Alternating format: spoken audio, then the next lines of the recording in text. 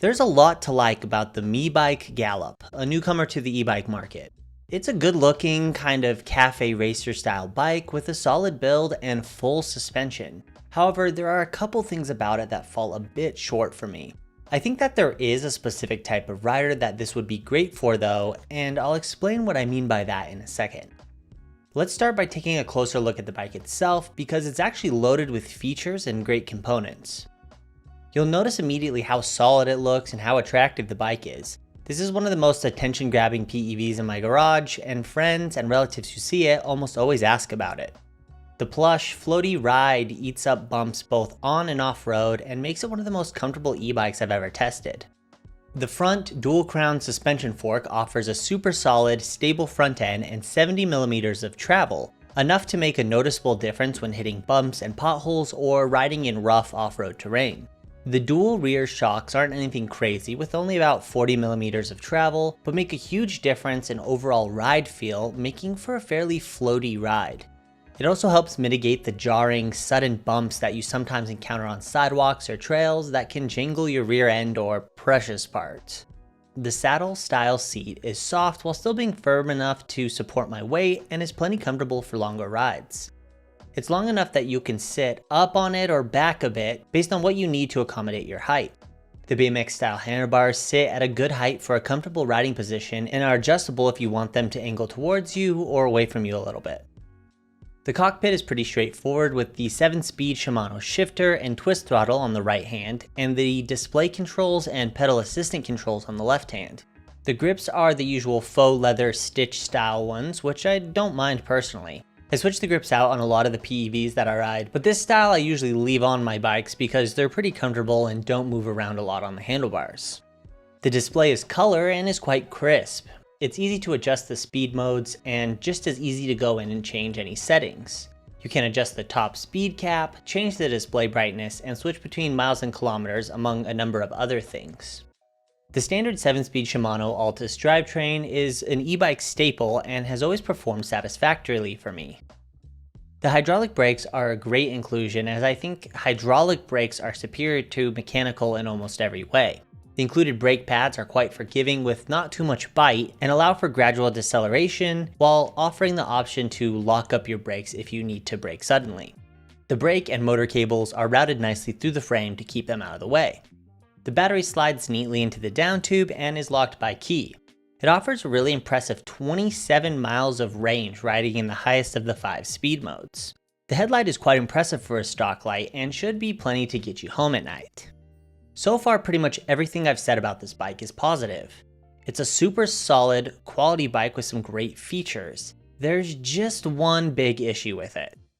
So the number one biggest issue I have with the Meebike Gallop is the speed, and I'll show you exactly what I mean. So I'm in the pedal assist mode 5. This is the highest pedal assist. There's 5 pedal assist settings, and I'm just going to pedal and watch the top speed. Predict what you think the top speed's going to be in your head, and then watch what it actually is. So I'm gonna push off, pedal, nice, good, like really decent acceleration. 11 miles an hour, 12 miles an hour, 15. Oh, it hit 16. It's a miracle.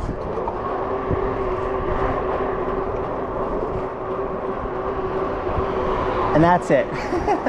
16 miles an hour in the highest pedal assist setting.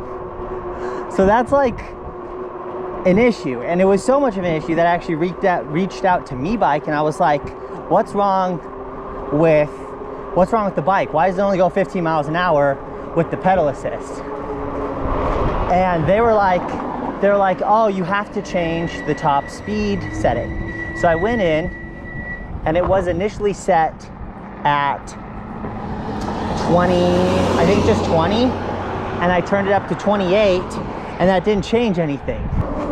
So there's a little bit of a language barrier there because I believe that the employees are Chinese, and so I was having a hard time conveying to them, like, this is not going as fast as it should. Like, bikes like this don't just go 15 miles an hour. And so finally they said, oh, we've talked to other influencers and it looks like it's not just an issue with yours, it's an issue with the bike and this run of bikes. So I was like, okay, do you want me to wait till the new run of bikes so that everything's correct? Because apparently, I don't know if the manufacturer put the wrong motor in or what the exact issue is, but they said that their next run of bikes is going to be faster. I mean, I don't know if that's true, because you can never, it's hard to trust these companies when they say, oh, we're going to change this or we're going to do this. Like, this probably will just be how the bike is. And it wouldn't surprise me, honestly, if they avoid talking about the speed altogether, because a top speed of 15, 16 miles an hour with the highest pedal assist setting, that's like, this is an expensive bike, a really well-built, solid bike that I actually really enjoy riding. It's just so slow.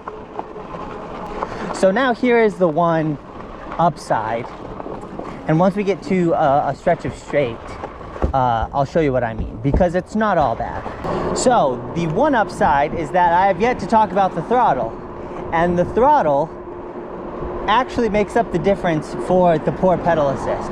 So if I switch to the throttle, you'll see that the bike actually does go past 16 miles an hour. And unlike most e-bikes where the throttle is the lower power option, usually they cap it at 20 miles an hour, this actually does get up to 25 miles an hour with the throttle. Keep in mind this is on flat ground, and climbing the hill, it has a lot more issues with the speed. Like in the scenarios that you're going to want to pedal, like uphill, it's really underwhelming. And in the scenarios where you want the throttle, it's actually pretty decent. So it just depends on what you want and if you're willing to pay the premium for a higher quality bike.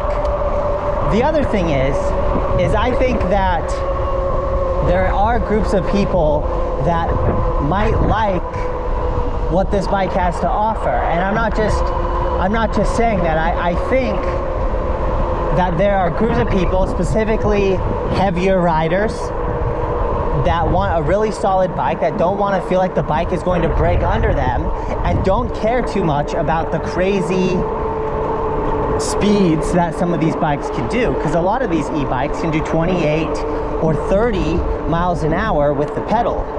This is only doing 16 miles an hour with the pedaling, with the option to use the throttle to go above 20 miles an hour.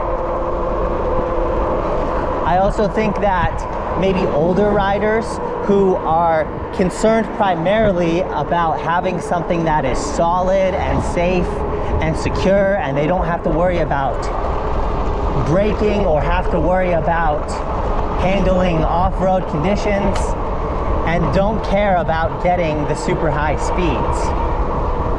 This is, like I've said, one of the most solidly built e-bikes I've ever ridden, and it actually tears it up off-road and is really fun to ride, and it's just disappointing to me that the speed is so underwhelming.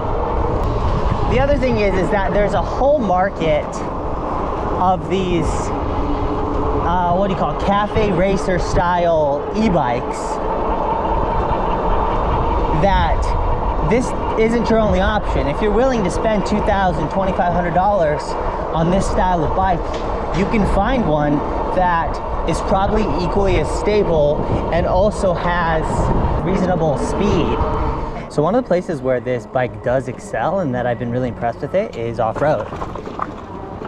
So this trail was, the first thing I did after I unboxed it was take it out on this trail, and I actually had a really great time, and that was even with the speed reduced, capped at 20. I still felt like it did really well, and this could maybe be a niche where you pick this one up over something of comparable price if you plan to be doing a lot of dirt road and off-road riding like this.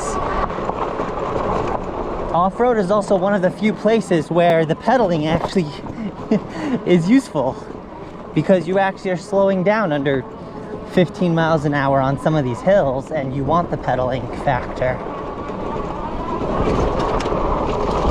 It also feels pretty good to stand up on.